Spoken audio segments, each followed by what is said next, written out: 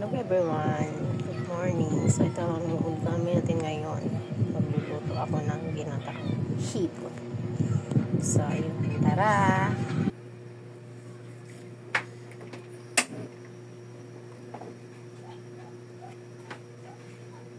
Isa muna tayo.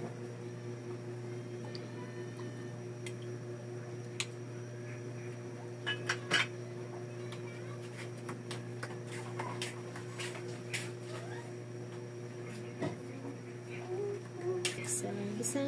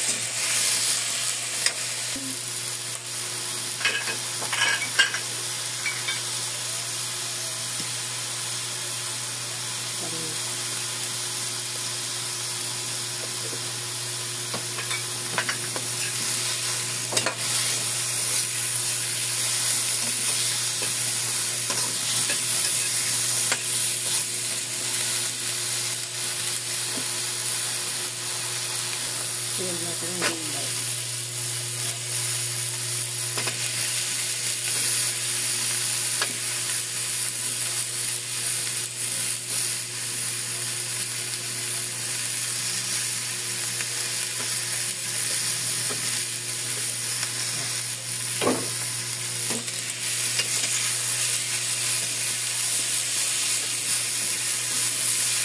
Yan natin ang pinutulog.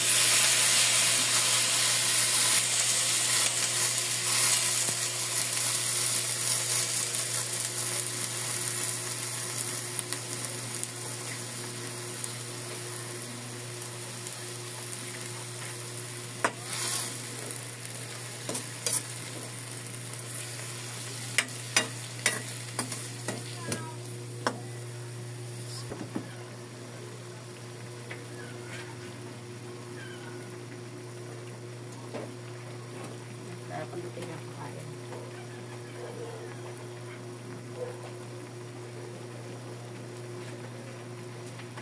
So, natakpan natin. Samain natin siya tinutulahan. Need kasi lumambot muna yung kalabasa.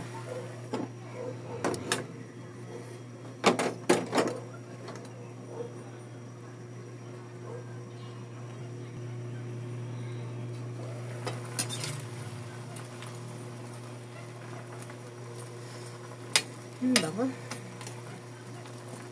Ngayon ko lang ito lulutuin, guys. Kasi nung nakaraan ko pa ito gusto mong gawin.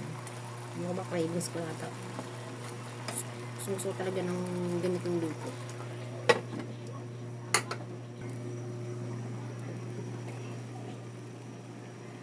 Lagay na natin ang ating gata.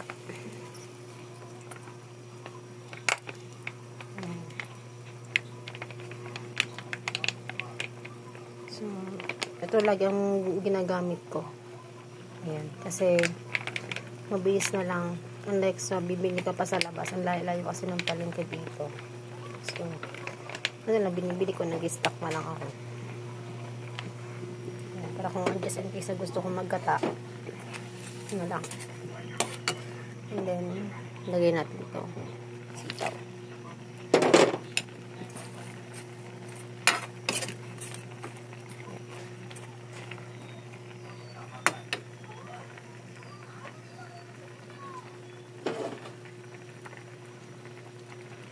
So, mag-add lang tayo ng asin.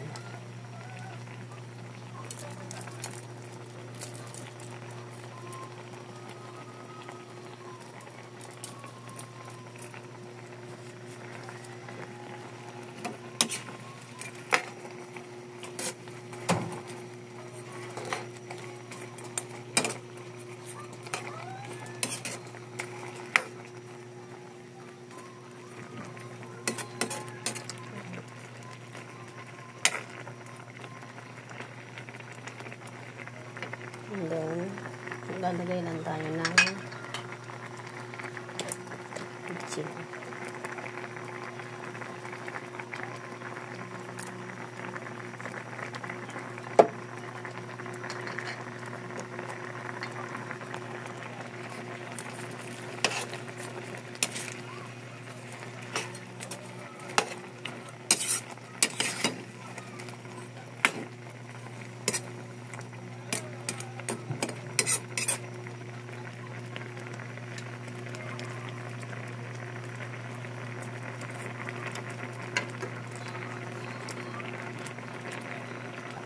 Hindi mawawala ang sili.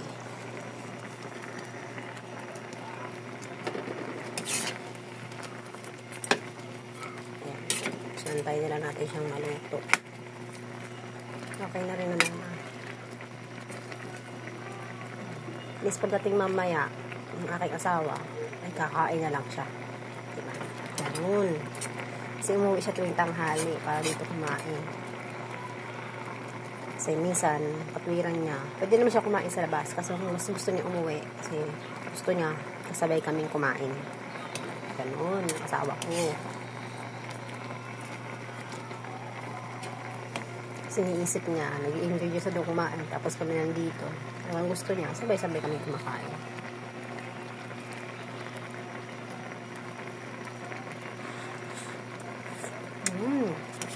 Sarap na.